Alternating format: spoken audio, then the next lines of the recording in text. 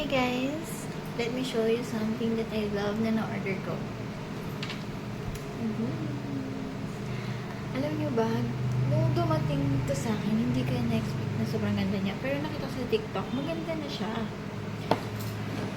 Tapos, ito isa pang nagustuhan ko dito is na-adjust yung strap niya. Tingnan.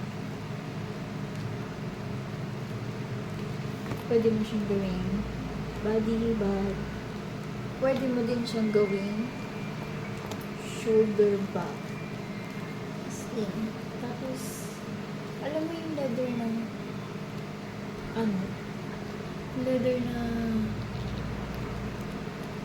hindi naman yung tingnan. Ang ganda.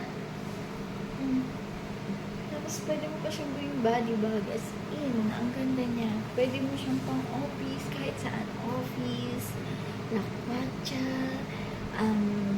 pamorma, yung mga usong kita outfit ngayon. Ayan, pwede. Ang ganda. Nilagay ko sa yellow basket. Diba? Ang ganda niya talaga. Sobra. This is Momo Select Bag. Ang ganda.